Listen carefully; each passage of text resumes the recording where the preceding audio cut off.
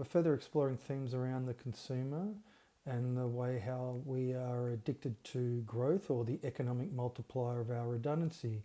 But I want to frame this through population growth or the way how mass migration is symptomatic of an issue that is inextricably connected to a failing paradigm. And so the way how that we could read this movement, this development in a completely different way. So if we understand that we are the principal product, we are a product, that we produce ourselves as a product through the way how we invest ourselves in the consumer. So the consumer becomes the principal asset of the commercial paradigm. And so if through this orientation that has occurred primarily since the end of the Second World War, but obviously it's been a slow development for the mass market or the consumer to be given as this vehicle for life, then once it comes, there's a certain inflection point where you can't sell the populace on the envisaging that's necessary in order to entrain them to maintain, say, a holding pattern for life. People have an understanding of spiritual disease through dislocation and through a lack of meaning, through I suppose the evisceration of culture when life becomes commercial, and yet the nature of what is the cause of the spiritual disease is yet to be diagnosed. But because there is ultimately what occurs within the West in particular relates to the symptoms, we could say, of a spiritual disease, what that questioning or that line of questioning is orientated towards is ultimately addressing the root cause of it. It's not to say that it actually has been addressed yet, but that discontent, we could say, means to say that the consumer is failing. Now, it's never framed in this kind of way because people never question the production process or the way how they're given as a demand center or as an interchangeable economic unit and the way how that they can be replaced. But that's the key thing. So all these issues that are like if the liberal order is failing, it's because ultimately that the principal product of the consumer is no longer having the hold over people's imaginations. And so what they're doing is that they're searching in such a way. So what happens here when that occurs? Well, if you think that if these people that are in the West have dealt with the spiritual poverty of modernity the longest, they are ones that have the most potential for change, that ultimately would make redundant the parasitism that is obviously endemic within the West. All right, so you have to frame it along that if you're beholden to a spiritual disease, then a spiritual disease allows parasites for you to be infested with parasites, or we could say the whole civilizational domain to be infected with parasites. And so if you don't look at parasitism in reference to a spiritual disease, you won't understand the way how your actions ultimately create the very environment for their flourishing. Okay, so that's the question. That's a spiritual question. And so we could say that if the whole arc of modernity is the totalizing claim that's made on time when it's given as a value, or the way how that you are marginally given to life to externalize the thinking necessary to understand where you are when you're given as a demand center, or when you cannot be spatially orientated towards the market for your time, that is ultimately a question that people externalize. So if they're looking at the spiritual disease and they start to understand through a spiritual malaise, they start to question their status when they're given as an interchangeable economic unit. Well, that's looking at the way how you produce yourselves. And so if you are, as a Western person, orientated towards, there's a major disconnect between, say, the parasites or the ruling class and, say, people. And yet what happens is that people can be directed into social movements, left or right politics. As a result of that, the spiritual question is still externalized. And so you can say that the reason why mass migration is weaponized the way how it is in the West is because ultimately the replacement is to ensure that you either dilute the people in place that would otherwise question their existential status. So if a person comes from, say, some third world kind of country where there's not any economic, say, opportunity, these people are sold on a buyer's journey, and so their ticket to ride is to go to Western countries in order for that totalising claim of a buyer's journey to be given. So they don't question the spiritual disease because they're not subjected to it, because the places that they come from, there's a certain element where that way of life is not fully developed. So if they're coming from less developed countries, a less developed country is not from an industrialization point of view, but is the principal product of the consumer that the economy produces. And so these people, if they're being weaponized in that way, is obviously for them to come to host countries. And so therefore that the spiritual aspiration, what happens is that these people that are ultimately questioning their life, so the native population of a country, say for instance, are now going to be looking at these people coming in and not actually address their spiritual status, or they're not addressing their existential status in reference to what they do. Now that their attention is towards what is external to them, and so the externalization of the question that when it relates to your status as a consumer is then now telescoped down to the obvious person that is coming in and bringing all these social issues that obviously weren't a problem when that country was more homogeneous, as it were. And so what that happens is it ensures that the questioning does not go deep enough, because if it did, then you will be looking at a change in people's way of life that would make parasitism redundant, or the whole technocratic managerial apparatus redundant. And so you could say that the weaponization of mass migration is to ensure that that questioning that is occurring does not go deep enough in order to obviously address that. And so what happens, it acts as a substitution. So it goes from what is a spiritual question to become a political question, and then you get beholden to the machinations of left and right, and what the issue of justice or issues of rights, whether or not they're migrant, refugee, and all the other kind of palaver that comes into it.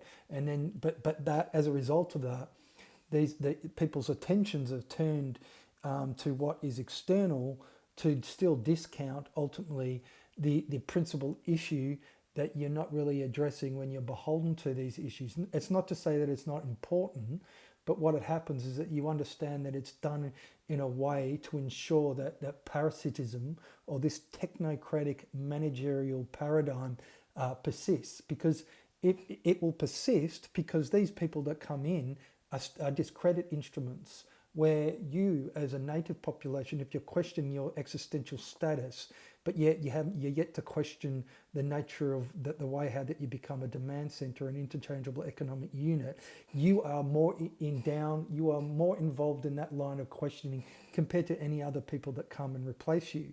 And so the people that come in to replace you are completely fucking oblivious. It's not to say the native people of any kind of country, when you're dealing with this scenario, they're still oblivious. This is the whole issue about it. But they obviously are dealing with the acute effects of this paradigm more than any other countries, because ultimately, if life has been sold as a buyer's journey right around the globe, then ultimately these people that come from less well-off countries are naturally orientated towards it. And if it's facilitated through the power structure, or that parasitic class of people, then it's ultimately designed to preserve their position in reference to the people that ultimately will come to replace the people that are now questioning not only their whole way of life, but literally the whole civilizational project.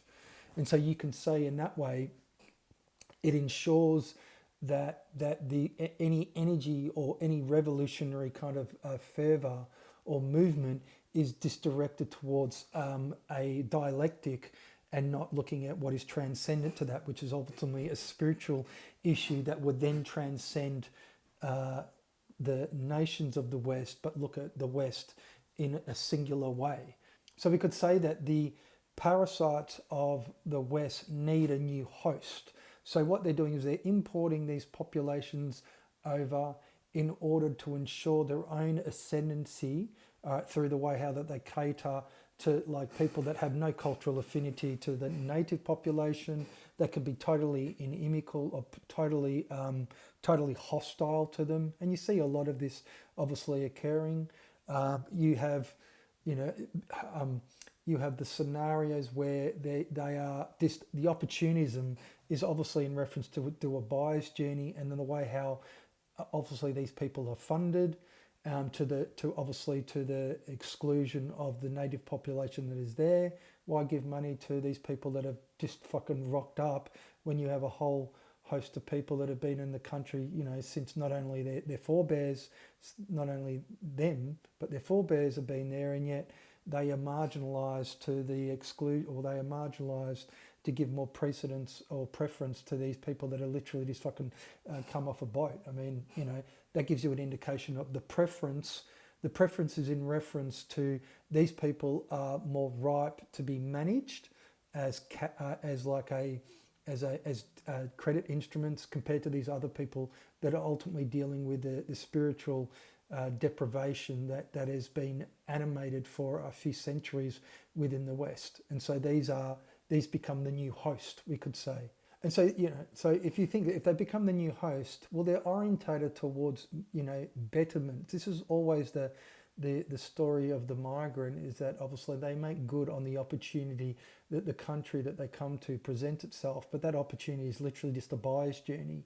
And so what you have is that you have, because of that striving, it's the way how they acquit themselves. They have no understanding. And once again, as I said, this applies to both parties, because if you're not having the conversation which we're doing, then you won't give difference to you won't give context to the ultimately to the difference. Because if a person is obviously come off the boat, as it were, and so therefore they're orientated to make good on the opportunity that's been presented to them, you know, then ultimately what they're going to do is they're going to acquit themselves of a transcendental claim that's made on time. They see life marginally because they're sold on the risk-free proposition, because the risk they took was maybe going from one country to here. And so if they've sought asylum, or if through the auspices of the government, they basically can set up shop, then they're just going to be orientated towards life as that totalizing claim of a buyer's journey. They're completely fucking oblivious to the nature of that. In turn, they ultimately don't care.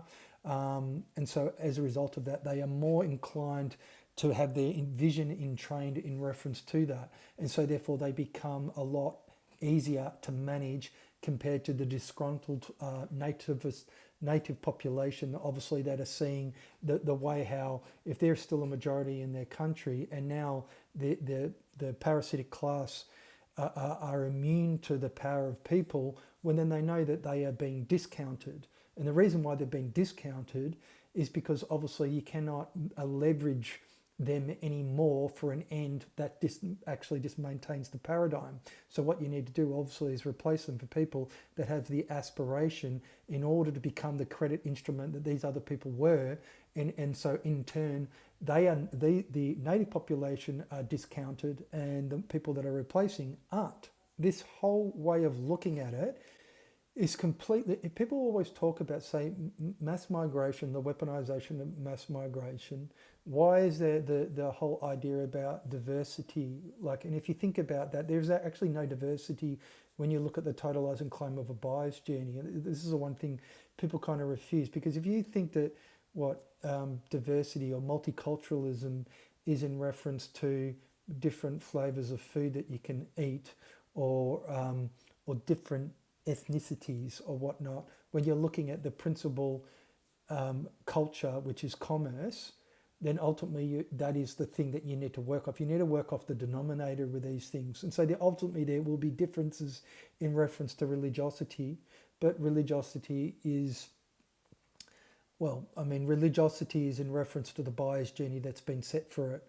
And so people obviously invest themselves in their identities. In that case, if you still have the majority of people, say in a particular country, are still homogenous, as it were, as far as their ethnicity, you can then obviously, a new person comes in and they sell themselves on their traditions that they hold on to, but ultimately in the turn they become a value add, because your principal religion in that case, and this is right across the board, is when you acquit yourself of a transcendental truth claim that time is a value, because you see life marginally. So these people that see the life as marginal will invest in the identity to preserve what they think remains of it, even knowing that their status is given it as a demand centre or as an interchangeable economic unit. So essentially is replacing the other economic units that were there that maintained parasitism before these people ever fucking showed up. And so therefore what happens is it's trying to preserve itself. You can then understand the way how that when you're setting this up, you're setting it up, it introduces a form of control that relates to AI, because you discredit instruments, social credit scores, and all these other things. Just preserves the veneer of difference. That's what multiculturalism. That's why it's marketed so much.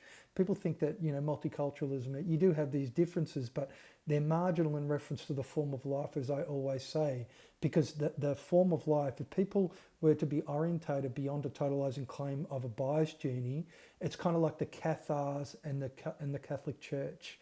These people were exterminated, and so therefore completely and utterly removed. The Catholic Church could not deal with the fact that these people had aberrant spiritualities, and so the imperialism of a bias journey or a consumer is the predominant form of imperialism. And so difference, if it's said to be, say, multicultural, it's how can it when the form of life everybody shares? So the most potential for change relates to obviously Western peoples, because then if they question their spirituality and then they acted differently, they would be creating a world beyond parasitism, because they wouldn't be actually animating the life, the bad faith that they live their life in, when they don't question the fundamental questions that we're dealing with as to how do you produce yourself as a consumer.